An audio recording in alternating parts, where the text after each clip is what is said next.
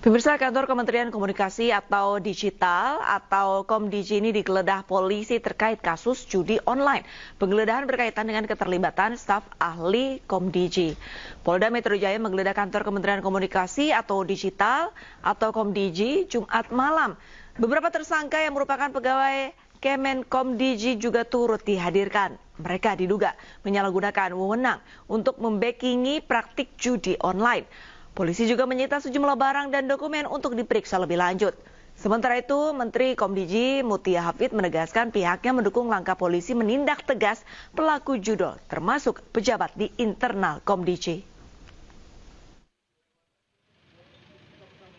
Ini sebetulnya awal yang juga mengejutkan bagi saya sebagai Menteri Komunikasi dan Digital, namun harus dihadapi dan juga harus didukung tentunya. Kita amat mendukung dan sekali lagi membuka pintu kepada kepolisian untuk melakukan jika diperlukan pengembangan penyidikan ke dalam, termasuk kalau memang harus masuk ke kantor kami di Komdigi. Bagi kami ini baik, sekali lagi sebagai upaya bersih-bersih agar kantor kami juga bisa menjalankan tugas dan fungsi yang diamanahkan Presiden dengan baik. Judi online di Bekasi, Jawa Barat. Penggerebekan terkait kasus judi online yang melibatkan pegawai dan staf ahli di Kementerian Komunikasi dan Digital. Ruko 3 lantai ini disulap sebagai kantor satelit judi online. Di lantai pertama terlihat kosong, namun di lantai 2 dan 3 terdapat puluhan komputer. Polisi kemudian menyita sejumlah barang menyita sejumlah barang bukti. Sebelumnya, polisi telah menetapkan 11 orang sebagai tersangka judi online. 10 diantaranya adalah staf ahli dari Kementerian Komunikasi dan Digital.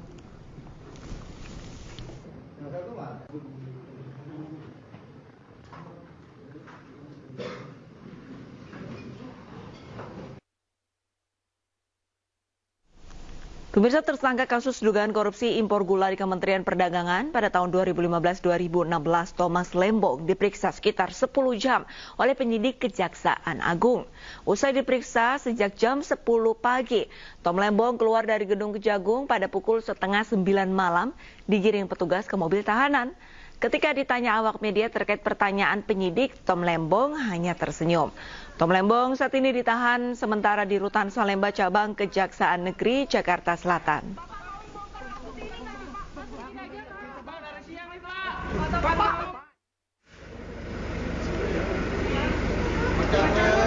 Kejaksaan Agung juga memeriksa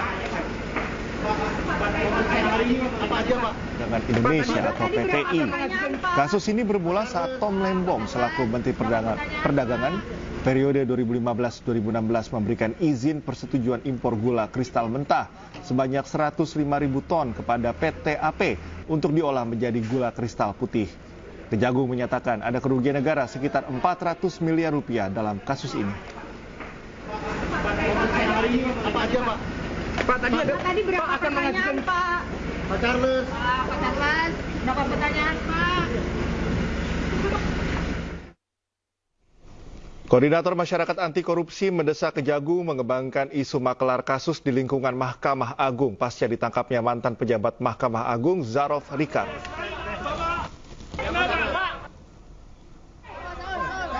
Mantan pejabat Mahkamah Agung Zarof Rikar ditetapkan sebagai tersangka oleh Kejagung terkait pengaturan perkara Ronald Tanur. Zarof ditangkap bersama barang bukti berupa uang tunai 1 triliun rupiah dan 51 kg emas batangan, diduga hasil dari maklar kasus di MA selama 10 tahun. Koordinator Masyarakat Anti Korupsi atau MAKI, Boyamin Saiman, berharap praktik kecurangan Zarof Rikar terungkap. Boyamin meminta Kejagung menelusuri pihak-pihak yang memberikan uang kepada Zarof. Boyamin menambahkan Kejagung juga harus mengawasi peninjauan kembali atau PK Mardani Maming yang kini telah berjalan di MA. Menurut Boyamin, PK mantan Bupati Tanah Bumbu layak ditolak dan bila keputusan yang diberikan justru sebaliknya, maka keputusan tersebut patut dipertanyakan. Jadi sesuatu yang karena kekuasaannya, kewenangannya sebagai bupati diduga menerima dari pengusaha. Nah, dari sisi itu mestinya layak ditolak kalau saya. Kalau memang nantinya dikabulkan juga, dia patutnya apa? Iya, tetap apakah ini ada kaitannya dengan yang sekarang diungkap Kejaksaan Agung? kesanalah kita berharap Kejaksaan Agung untuk menelusuri apakah ada benang merahnya kalau nanti misalnya dikabulkan gitu kan, karena ini menurut saya versinya kontroversial kalau memang dikabulkan gitu. Jadi ya kita dorong Kejaksaan Agung untuk melacak apakah ada alirannya, ada benang merahnya, ada dugaan-dugaannya itu. Pemirsa, Presiden Prabowo Subianto memanggil sejumlah ketua umum dan elit partai politik pendukungnya ke Istana Kepresidenan Jakarta. Prabowo berencana pertemuan dengan elit parpol bisa digelar secara rutin setiap 1 pekan sekali.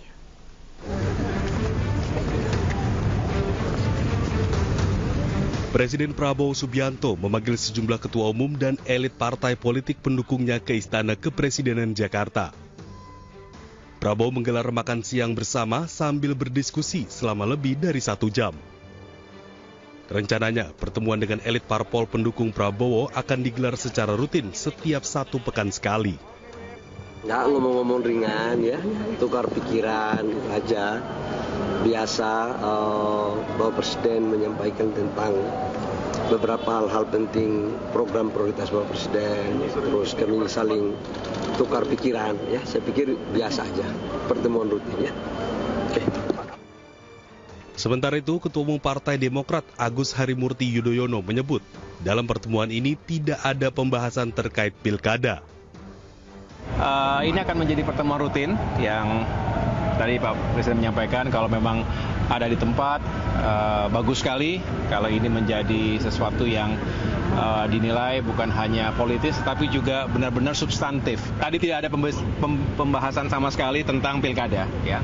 Jadi kita hanya membahas isu-isu lainnya, tidak secara khusus membahas pilkada. Rencananya, pertemuan antara Presiden Prabowo dengan elit parpol pendukungnya akan digelar setiap hari Jumat untuk membahas isu-isu terkini dan saling bertukar pikiran. Dari Jakarta, Salam Rahmat, Yudi Permana, iNews melaporkan. Wakil Presiden RI Gibran Rakabuming Raka menemui Menteri Agama Nasaruddin Umar. Pertemuan ini untuk mendiskusikan berbagai target Kementerian Agama. Setibanya di kantor Kemenak, Jakarta, Gibran disambut langsung oleh Menteri Agama Nasaruddin Umar. Kunjungannya ini adalah untuk berdiskusi dengan Menteri Agama terkait beberapa program unggulan serta target Kementerian Agama.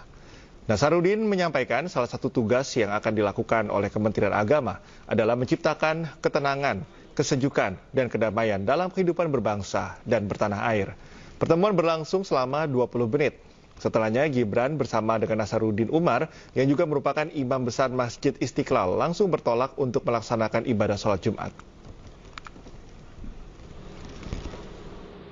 Satu selling point kita di Kementerian Agama ini adalah memperkenalkan sebuah negara besar, sangat besar seperti Indonesia ini, tetapi stabilitas, ketenangan, ya, kedamaian antar umat beragamanya itu sangat populer. Saya kira sulit dicari bandingannya bahwa Indonesia sedemikian plural, tapi juga sedemikian damai, tenang, sejuk, ya kan. Nah, inilah tugas kami di Kementerian Agama, bagaimana menciptakan ketenangan, kesejukan, kedamaian dalam kehidupan berbangsa dan bertanah air. Karena tidak ada artinya apapun prestasi itu kalau kita nggak damai, kalau tidak tenang kan.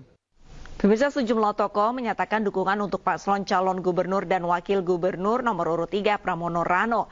Mulai dari Ketua Umum PD Perjuangan Megawati Soekarno Putri hingga mantan Ketua Umum PBNU Said Akil Siraj.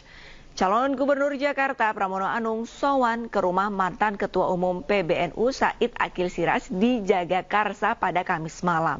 Usai pertemuan, Said Akil menyatakan dukungannya untuk pasangan Pramono Rano di Pilkada Jakarta 2024. Dukungan diberikan karena dirinya sudah mengenal Pramono sejak lama. Ia pun menilai Pramono Anung adalah sosok yang sangat berintegritas. Kedatangan beliau di Pesantren Al-Thaqafah ini ya minimal silaturahim supaya ada nyambung kembali dengan niatan beliau maju menjadi gubernur DKI. Saya jawab siap, insya Allah saya dukung dan insya Allah Tuhan berikan kemudahan. Amin, amin, amin. Karena apa? Saya tahu beliau integritasnya maksimal, saya tahu persis backgroundnya pesantren. Pernah pesantren di Lirboyo Kediri, kelahiran Kediri, pesantren Lirboyo, dan kepercayaan Ibu Megawati tidak gampang loh. Ibu Megawati percaya pada orang nggak gampang. Dan yang paling penting lagi diterima oleh masyarakat Betawi. Kalau ditanya, nanti ibu nyoblosnya siapa? Ya terang Pak Pram sama Pak Dul, no? Lo kenapa? Lo saya yang jadiin lo ketum. Ada lo orang yang nggak mau dijadiin sama ketum lo, tapi udah liwat sekarang. Coba siapa yuk? Pokoknya nggak usah diomongin.